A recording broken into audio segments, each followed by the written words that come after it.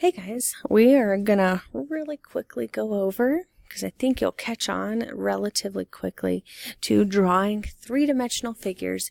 Don't put too much emphasis on it. It's as straightforward as it can be, and you guys got this because you have that visual in your head.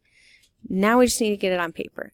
So let's go through and define three-dimensional figures. They're a solid that has length, width, and depth, okay? A polyhedron is a three-dimensional figure whose faces are all polygons, and we'll go over what that polygon word is again. Okay, so we're going to have to go back through our vocabulary. Might even have to search some of the vocabulary tonight for homework to remember what hexagon is, what polygon is, what... I think those are the... there might be a little bit more bigger ones, but we'll see what happens. All right. The two big things when you're drawing is that they're bases, and then everything else is a lateral face, okay? When you're looking at a prism is a polyhedron that has two parallel, okay, two of the same parallel, identical bases. Parallel means they don't touch each other. And everything else is called a lateral face. In a pyramid, the base is the very bottom, and everything else that reaches that tipping point, that top point, is a lateral face. In a cylinder, the two circles that are parallel, don't touch, are your bases, and then the lateral face is the outside of the cylinder.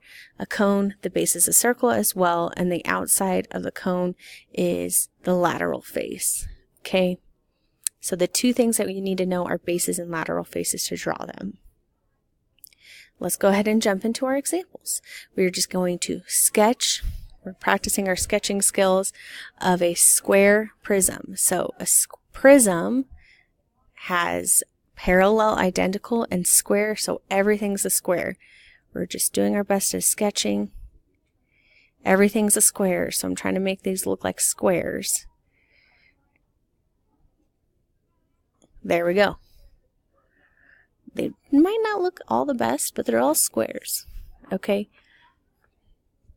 So you're practicing your skill of drawing three-dimensional figures. That's what you're trying to do right now. Pentagonal. A pentagon has five sides, so pyramid. The base is a pentagon. Ooh, this one's going to be a little bit rough. 1, 2, 3, 4, 5.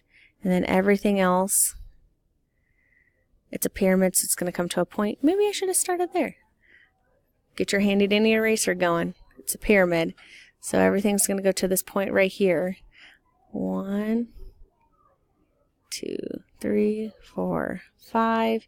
Everything comes to a pyramid. And that's okay.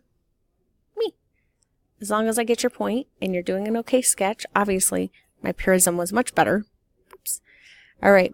Now let's go into being able to look at three-dimensional figure and write down all of the faces of it. So draw the front, side, top view, sides, because there's sometimes more than one side, and top view of the solid. So the front of this first one is a triangle. The side of this one is a rectangle right here. This view right here is side. And the top view,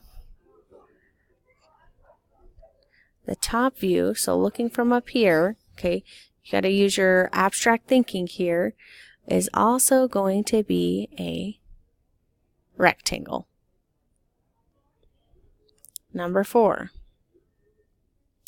The front view is right here, and it's a triangle.